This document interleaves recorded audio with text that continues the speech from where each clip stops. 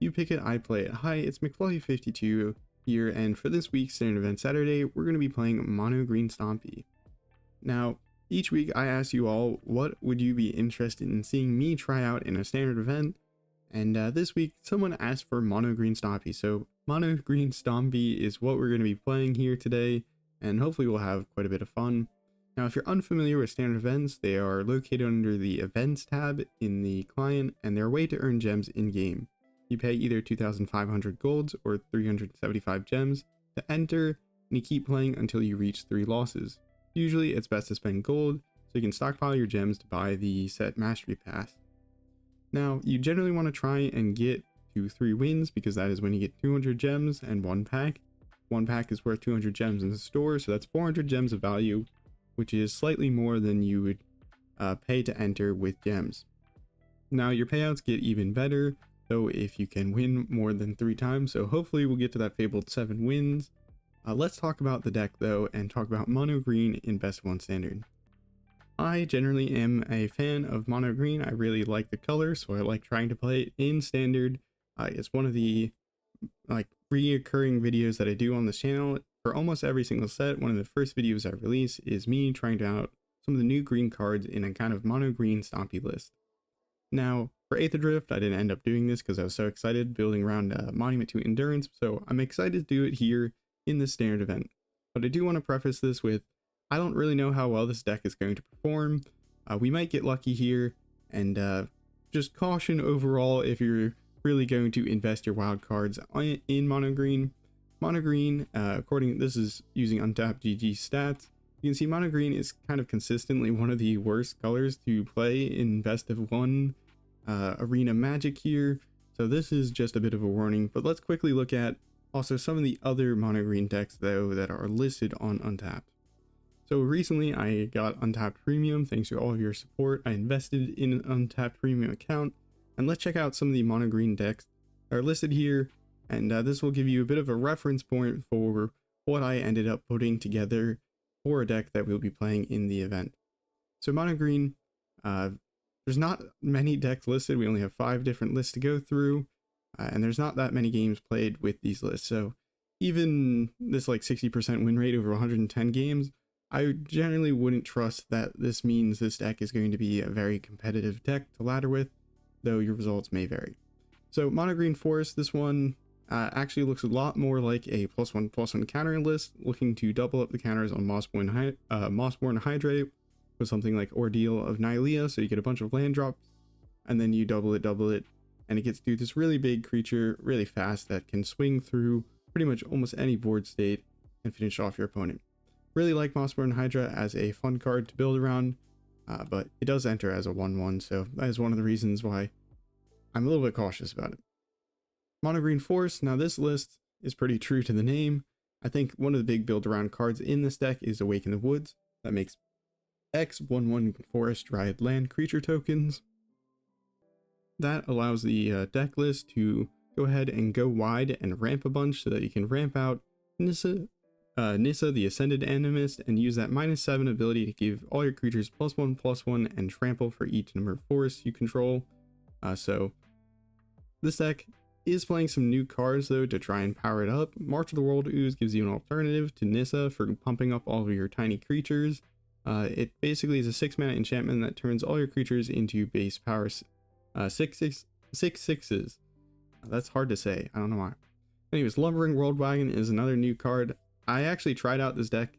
My results with it weren't that great, so that's why I'm saying not so sure about these Mono Green deck lists listed here on Untapped, but Lumbering Worldwagon was one of the cards that I did really enjoy playing with. It is a 3-mana vehicle that whenever it enters or attacks, you can search your library for a basic land card, and it has crew 4. Its power is equal to the number of lands you control, so it can really swing quite hard, and is really good at ramping. So yeah, that is one of the new cards. And the rest of these lists are all sub 50% win rate, so we're just going to skip over them. Now here is the deck list I put together. This generally is just kind of a list of cards that I think have some really powerful effects that are good all around, and hopefully that means this list will perform all right. I played this list a few times in ranked, and I had some good results with it, but nothing is going to be conclusive here that I can test enough. So again, yeah, caution about your wild cards, yada yada yada. But we're going to go through the cards one by one, and I'm going to kind of give you my thoughts on them. So hopefully this will give you greater understanding of what's going on in this mono green deck list. We have Evolving Adaptive, which is a 1-mana 1/1 that grows if it sees a greater power or toughness creature enter the battlefield. So I really like this as an efficient beater. It can be like a 1-mana 3/3, particularly in this deck. We have Llanowar Elves. This is 1-mana, turn 1, 1-mana Accelerant, which allows you to play some powerful 3-drops. Turn 2, which can really hopefully accelerate you and win you the game, is the idea. One of those 3-drops that you can actually play is Pawpatch Recruit. It is also a 1-drop, but you can offspring it for 2 additional mana. And this creature, it's nice that it has trample, so if you end up pumping it up, it will still trample through. And its ability is really good into lots of targeted removal spells. This card was really good into the Esper Pixie decks. You've kind of seen a reduction in those decks after the Pro Tour, and it performed less good against all of the opponents that were so prepared for it. But Pawpatch Recruit, regardless, I think is a really good card. Also has a nice interaction with another card in our deck, which we'll get to eventually. Next up is Flourishing Bloom-Kin. I'm a big fan of this card because it is basically a 2-mana really big creature. So it's 2 mana and it gets +1/+1 for each force you control. So this can easily be a 2-mana 3/3, 4/4, 5/5. I mean, when you play it out, it's going to be a 2-mana 2/2 most likely. So you do have to be a little bit cautious there because it'll die to cut down. But as soon as it's bigger than 33, you don't have to worry about cut down and sort of similar effects. And then its power can get really out of control and can work really well with some other cards. Feral Encounter. Now, this is a removal spell that also works at the same time as a card advantage spell, because it says look at the top 5 cards of your library, you may exile a creature from among them, and then you can play that for the rest of the turn. And then also at the beginning of your combat, you can have one of your creatures deal damage equal to its power to a creature the opponent controls. So I really like that this card deals double duty in this deck, because sometimes you're going to go up against control decks that don't have any creatures that you care about hitting, and this can just be a card advantage spell to hopefully fight through the removal the opponent may have. Keen-Eyed Curator. This is an awesome card. It's a 2-mana 3/3 that has Graveyard Hate. So that's pretty much what makes this card good. You occasionally get to activate that +4/+4, but usually not relevant.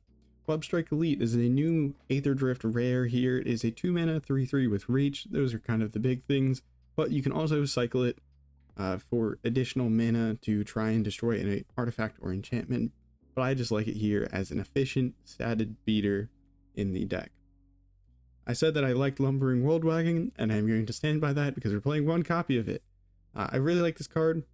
Vehicles are nice in kind of aggressive decks because you can kind of keep the vehicle around through removal or sweepers in particular, and then future creatures, when you play them out, could potentially immediately crew the Worldwagon and swing in for a bunch of damage that way. So it gives your creatures haste in a way. That is one of the strong suits of vehicles.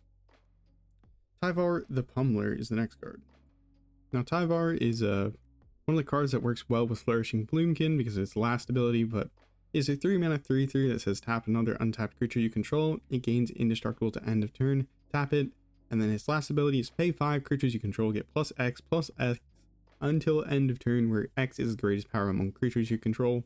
So if you have something like Flourishing Bloom-Kin that is going to be massive, so like 5/5 or 6/6, you pay 5 mana, all your creatures get +6/+6. That is a very powerful effect. I also like that you can give Tyvar indestructible, which means it can be pretty good on defense. Generally, I've had good experiences with this card, but I've only played it in Elf deck, so I'm excited to try out Tyvar in this more Stompy-oriented deck list. Now, one of the cards the deck was sort of built around here is Tribute to the World Tree. Big fan of this card because it can be a 3-mana draw engine for your mono green decks. It says whenever a creature you control enters, draw a card if its power 3 is 3 or greater, otherwise put 2+1 counters on it. So this works really well with all of our 2-mana 3/3s because whenever we play them, we're going to draw another card, and that can help us churn through and fight through removal spells. Alternatively, it also works really well with the Pawpatch Recruit Offspring because Tribute to the World Tree doesn't say non-token creature. That Offspring token will also get 2+1 counters. So when you Offspring a Pawpatch Recruit, for 3 mana you're getting a 4/3 with Trample and a 3/3 with Trample. If you have Tribute to the World Tree out, which is very nice. So I'm a fan of Tribute to the World Tree, but it hasn't quite really made its mark on Standard, unfortunately, so hopefully it'll perform well in this deck. And then lastly, of course, we are playing Nissa Ascended Animist. This Planeswalker is just awesome for that -7 ability, which is if I get to 7 mana and I have like 3 creatures on the battlefield, I just win the game because I'm able to trample over for so much damage. Additionally, the -1 is another powerful effect that can deal with all those kind of annoying permanents that the opponent might have that are problematic. Pretty good for blowing up beans and stuff like that, so hopefully it'll be relevant in our games. And that is the deck list I came up with, so hopefully we'll be able to perform pretty well here in the Standard event and get to that fabled 7 wins, but there's only one way to find out. Let's hop into the games. You go first. Alright, we have a Llanowar Elves hand, which is pretty nice. Hopefully it lives, but only one way to find out. It is a little concerning that we don't have a lot of forests, but we're playing 24. A lot of mono green decks play 22 and then play a full playset of Llanowar Elves.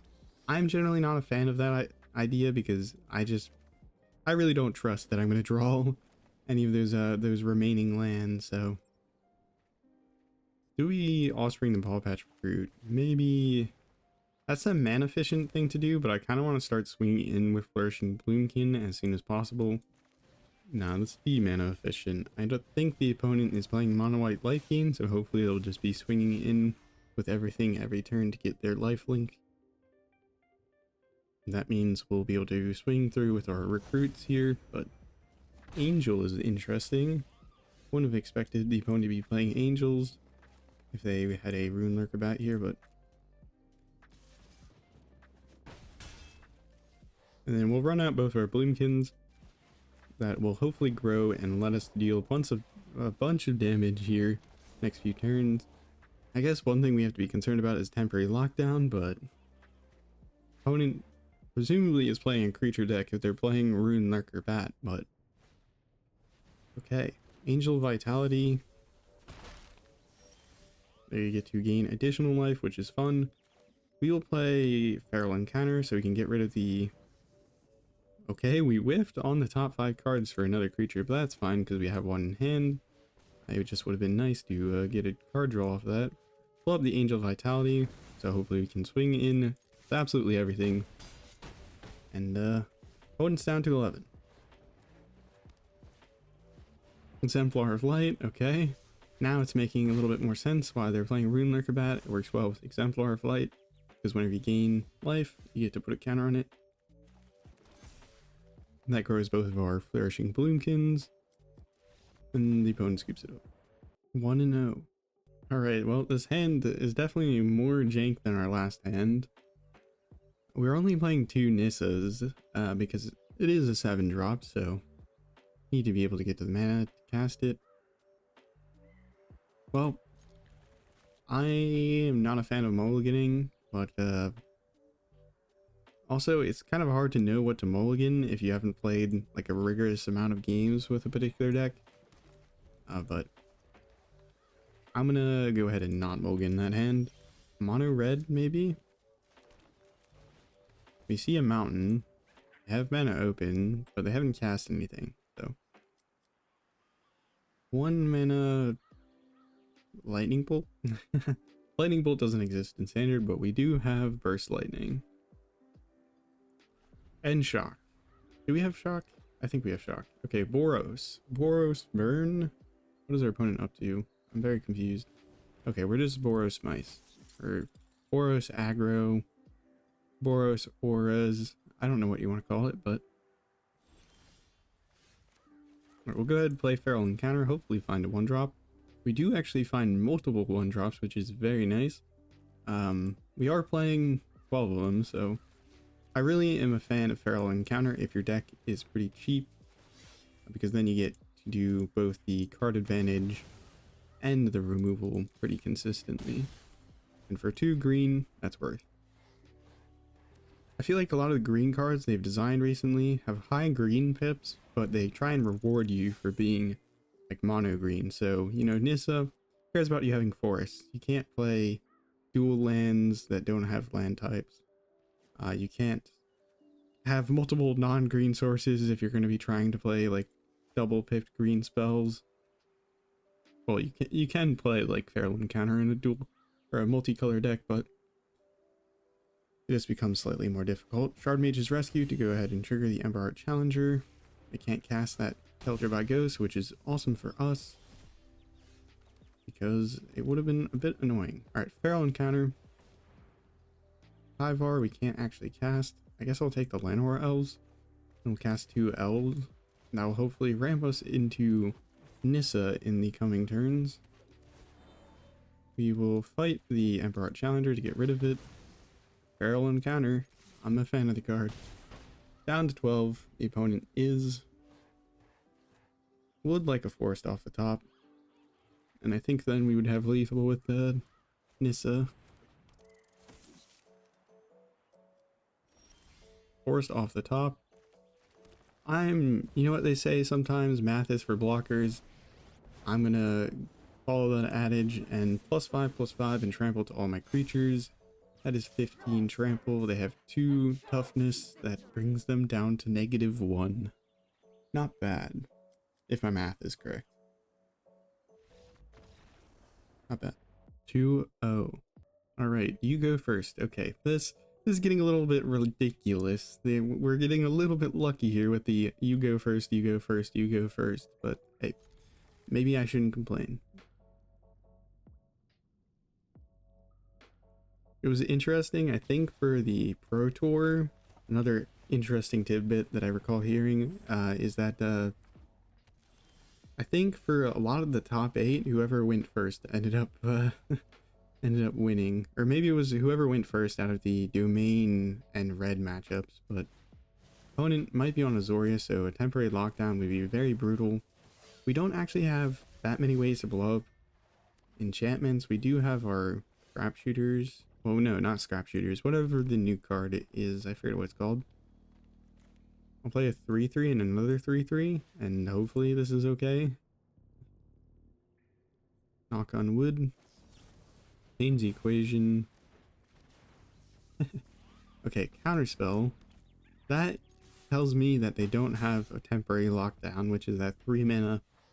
Exile all permanents, mana value 2 or less, which would be pretty brutal against this deck.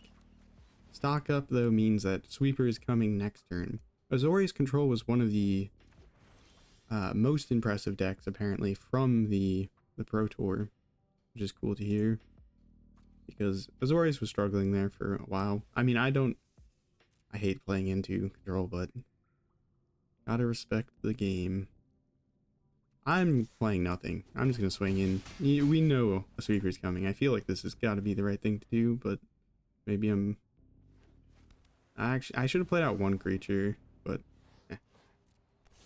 if I played out 1 creature, I think I would have been threatening lethal the following turn, which would make sense, but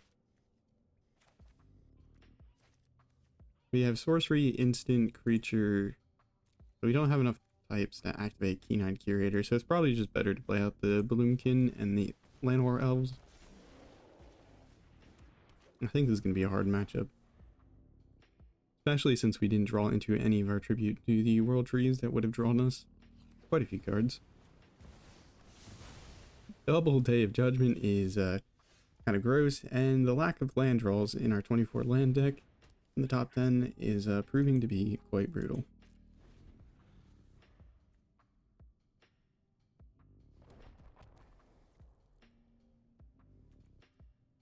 Opponent plays Demo Field. There's nothing to blow up in our Mono Green deck. Take that, opponent. I will take a Day of Judgment. I do like this art, but I think you have to use a Mythic Wildcard to get it. I'm not entirely sure. Feral Encounter, I don't think changes any math. Free combat is what I'm trying to say. Ride's End.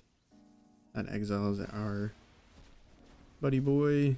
And Yeah, this is feeling pretty lost, but we're gonna stick it out just in case there is a way for us to win. I'm gonna rip a feral encounter here just to find another creature to play. Hopefully, maybe, sort of. This could get countered by one of the... Oh man, there was a chance we whiffed, and we whiffed. Yes, I could have exiled the Tyvar, but I wouldn't be able to cast it because I don't have the mana open. But yeah, this can counter target spell with mana value 2 or less. So that's pretty good against the rule matchup, I think, is one thing. Opponent, do you have another change the equation? That can counter a Nissa. No More Lies also works. And I think we'll be dead here in like 2 more turns. Okay, maybe 2 more turns is a little fast. Well, yeah, 2 more turns after this one. Alright, we could cycle this for 0 mana. That is an upside of Webstrike Elite. If you need to top deck into something specific, you can just pay 2 mana to draw a fresh card.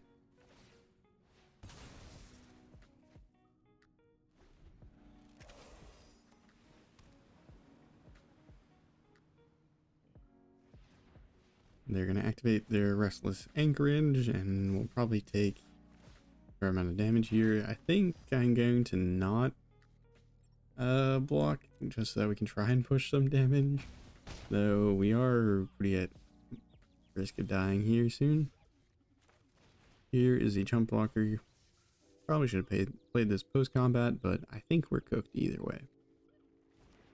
It is kind of sad that in Mono Green, if you want to play like Flourishing Bloom-Kin and Nissa, you get punished for playing Cavern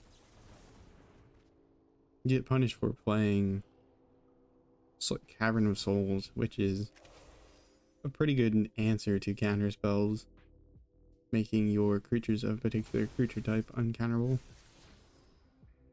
Stock up on top of the deck, temporary lockdown, and I think we are pretty much dead on board. 2 and 1.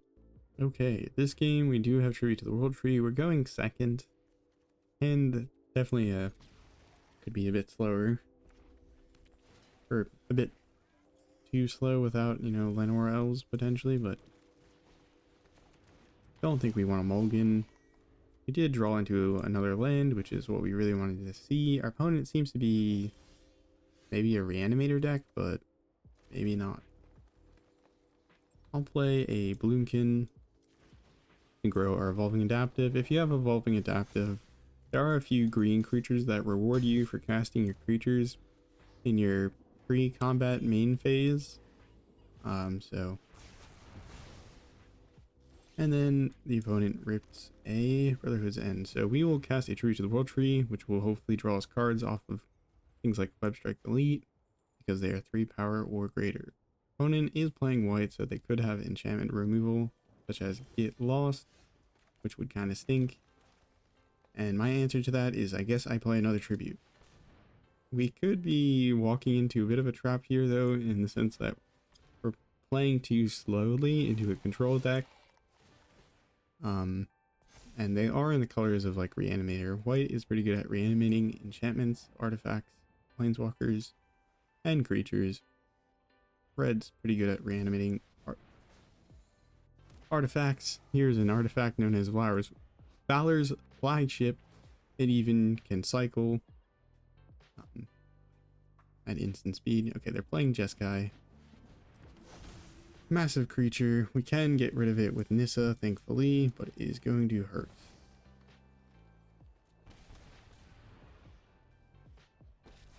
Because we can play Nissa for the double completed cost for 5 mana. We lose 4 loyalty, and then we can -1 to destroy the Valor's Flagship to send it back to the graveyard. And then to protect Nissa, I will not swing in. Next turn we can draw 2 by playing Webstrike Elite. Feral Encounter is an interesting option. I think I'll just play Webstrike Elite. Draw 2 cards. I could pick up Nissa and draw 2 from the Tribute, which I think I'll probably do. think I'll also play Keen-Eyed Curator so I can exile cards. And I think this is Value Town. I'm liking what's happening right now. This is fun. Because now everything we do almost draws us 2 cards. You can see why I am a big fan of Tribute. Opponent sweeped us turn 3. Don't mind, I got a full grip of cards. And we have Keen-Eyed Curator, which hates on graveyards, so if the opponent goes to discard something on their end step, or goes to reanimate something, we can exile it in response for 1 mana. So hopefully Keen-Eyed Curator sticks around. Opponent didn't have any answers yet, so if the opponent does go to sweep the board again, I will use Keen-Eyed Curator's ability to exile cards from graveyards. I'll exile this. They don't have anything to reanimate, and I don't think we care about anything else. Everything we have dies, but something about that is okay, I think. Take action. I will go ahead and search for a land. Why not? I'll take up Nissa to go ahead and draw 2 cards and make a 4/4. And then we're going to start drawing too many cards. I didn't think it was possible in green and standard, but here we are. Beanstalk, eat your heart out. And then we can make Tyvar indestructible by tapping the 4/4 token, which is nice. I think we can win the game next turn, potentially, because we can make another token, crew the Worldwagon with it, and then attack in and use Tyvar's ability to pump up all my creatures. We have 9 lands, so everything is going to get +9/+9 if we can make this happen. Make a 5/5, use that to crew Tyvar, or crew the Lumbering Worldwagon, and then with the Worldwagon crewed, we'll activate Tyvar's ability to pump up everything. Dear goodness me, this is just a few cards. I will go ahead and grab a land, because why not? Tyvar, he cannot become indestructible anymore, but I can activate him in response because his ability can activate at instant speed, I believe. Don't get me. Hopefully I'm not wrong about that. Though they could kill the Worldwagon in response to the Tyvar ability, but I think... Oh no, we have 1 off of lethal as it stands currently. That is a little silly, but they do get 4 tokens to jump block with, so we will not activate Tyvar's ability unless they go ahead and try and kill Tyvar with like a triple block. Most likely they won't. We have a ton of mana, so we can kill their Valor with, well, I guess I'll do a bunch of damage and get them pretty low. That's pretty good. I'll hold on to the Webstrike Elite for later on. Play Evolving Adaptive. It will grow and then draw a card from the second tribute. Then I guess I'll play Pawpatch Recruit. There's nothing that we can hold up at instant speed at the moment, so might as well just go a bit wider. A little silly, but...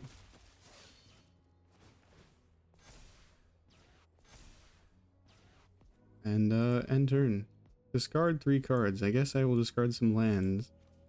I don't think drawn this many cards in a mono green deck in a while. That actually might be a lie. I've had a few games with Llanowar Elves, which obviously isn't mono green, but a green based deck where we popped off with Tribute. Day of Judgment. In response, give Tyvar that indestructibility, and we'll have a Worldwagon that we can crew, and the opponent can't do anything about it. GG, Worldwagon for the win. 3-1. Alright, opponent goes first. We do have a Llanowar Elves start, but we don't have any good 3-drops to drop down. So it is a bit of a just removal magnet, I think, for this game, but I don't think we want to get rid of a hand that has some decent firepower. Now we have a 1-drop that we can pair with our 2-drop. Opponent probably going to send the elves to the Shadow Realm. 2 red, Emberheart Challenger. We will probably play a... one card in this deck that I should probably be playing is Scavenging Ooze. Scavenging Ooze, I think, is a bit... it's kind of shocking how good it can be into mono red. If you can kind of cut your way through a little bit. You can gain a bunch of life and make a massive blocker, which can be pretty relevant in these sorts of matchups. Unfortunately, one has a Screaming Nemesis. I think I'm just going to let that one through this turn and then go big. Yeah, I think we got to start playing these Bloom-Kins. And then since we have a 3-drop blocker, we'll go ahead and swing in. We ultimately are an aggro deck, so I think it makes sense. Fortunately, the opponent does have Monstrous Rage mana. And they also have a whole lot of things that they could do here. I do think we want to try and get rid of this Emberheart Challenger. If they have Monstrous Rage, how big does it get? It gets a Prowess trigger, it gets a Monstrous roll, and then +2 power. So it's going to go up to 4 toughness and then 5 power. Or no, not 5 power. 6 power, I believe. So we'll kill both of these if we double block. If we double block, though, it will die. That is the upside. Or we can choose to raise. We'll take 6 + 3. That is 9 damage, putting us down to 6. So we'll have maybe 2 turns left to live. I think we can actually do a fair amount of damage on the crackback. We have 8 damage on the crackback, so that brings them down to 9, and that gives them like a turn as well. Let's try not blocking, and hopefully it doesn't fail spectacularly. But Monstrous Rage, Prowess trigger, Lightning Strike off the top is absolutely criminal, because that means they can kill Bloom-Kin, which is pretty rough. But they could have done that anyways and trampled through, so I think we may have been doomed. That brings us down to 12. They bring us down to 2. And mono red is gonna mono red, I think, unfortunately, because I don't think there's anything we can block with to stop ourselves from dying from the Screaming Nemesis. I can stop the Monstrous Roll token for just 2 mana. I guess that is one thing you can do with Webstrike Elite, is cycle it to get rid of the Monstrous Roll token. But I think we're just dead to the Monstrous Roll, or sorry, the Screaming Nemesis triggered. Are there card types in the graveyard for pumping over Keen-Eyed Curator? No. Okay, well, I think that means we play this, then we play the Bloom-Kin, and we do a bunch of damage in return and die. Die a sad, sad death. That's 11 damage, going down to 6 themselves, so we are attacking with 3, so if they have Witchstalker's Frenzy, they can just also do that. GG. 3 and 2. Alright, opponent goes first, and we do have the Llanowar Elves start into Tribute to the World Tree with Pawpatch Recruit. I like this hand. We even have 3 mana, so we won't have any land drop issues, but fortunately I think this the Elves lived. Deep Cavern Bat, please don't take the Tribute. Tribute is my answer to tons of removal. Pawpatch Recruit could be a good steal from them as well, because that interacts favorably for us with removal. Though if the opponent has Liliana, we might be screwed. Lumbering Worldwagon is a nice card. If we just go... No, I think we have to go Pawpatch Recruit. Apply pressure on the removal. Any sort of 1-for-1 removal looks bad. We gain 1.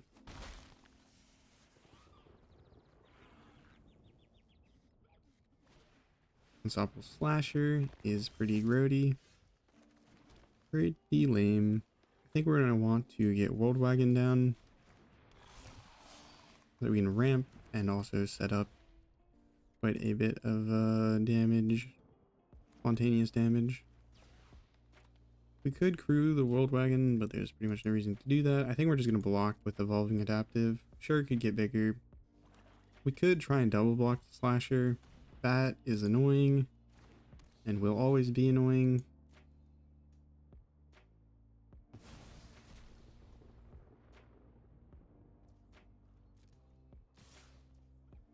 Unstoppable Slasher. Did we double block the Slasher? I think so. Even if the opponent has removal, I don't think it looks that bad. You know, this does reduce our power on the battlefield significantly, which is annoying.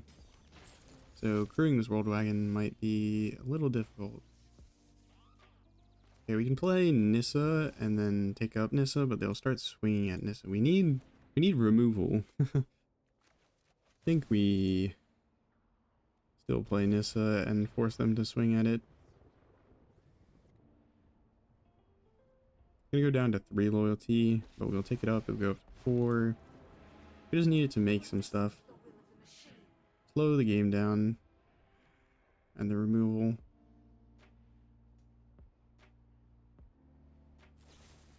Children's Edict, kind of gross. We just paid 4 life for 5 mana and a 4/4. The things we do in Mono Green.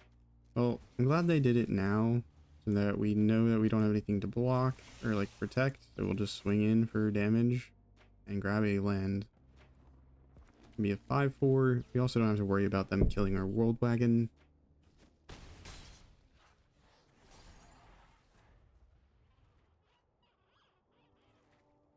This is getting spooky because kind of it's do or die. If we lose this match, we're out of the event. Which would mean we would go on 3-3, I think. Ah, that is a top deck that is just heartbreak. Play a Llanowar Elves. Opponent is going to nowhere to run. What are they getting to nowhere to run? The 1/1 with trample? Probably. Because that is going to put counters on things if they don't get rid of it.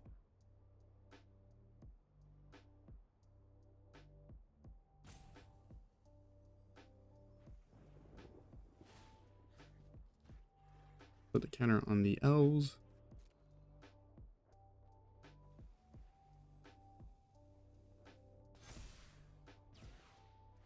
Okay. Llanowar Elves. Go for the throat, the 4. That seems questionable, but I will crew up my Worldwagon in response. I'm so happy that crew you can do at instant speed. I find saddle quite annoying that it's only at sorcery speed, because the amount of times you go into combat and forget to saddle your creature can be quite problematic. Opponent goes up to 11, and I think we're just going to die. Alright, Webstrike Elite actually is very good here because we can stop the Deep Cavern Bats from swinging, but we do have to deal with these unstoppable slashers.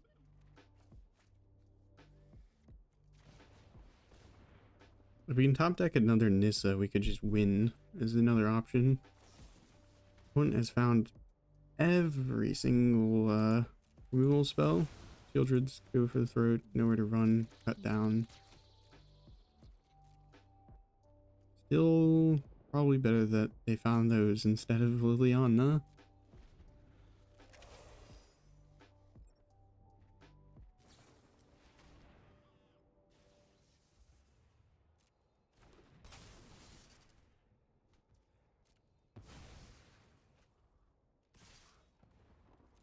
And that's Mono Green and Standard, man. That is Mono Green and Standard. Hi.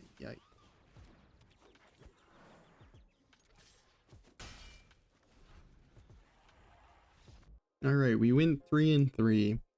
I feel like that last game could have gone so much better if we just found a feral encounter or two, you know? blow up the bat, get our tribute going through the removal, but you know, Deep Cavern Bat, better than any green 2-drop. No, I'm joking, but oh my god, that card. It's always been a frustrating card, and it will always be a frustrating card. When does it rotate? I don't think for we got a year or two with it, I think, still. So anyways, that has been Mono Green. Let's see what we got for our rewards. We got a pack, 200 gems. We can gotten even in value. What do we get for our rare? It is a House Squad Heavy, which is actually a pretty good card in Goblins. And Goblins supposedly are pretty strong thanks to Aphid Drift. So maybe that'll be one of the decks we check out eventually, though I don't know what it holds or what the next video holds. So anyways, hopefully you enjoyed this video. If you did, let me know what you want to see me play in a standard event next. And have a nice morning, evening, night, afternoon, wherever and whenever you're watching. Take care of yourself. Ciao.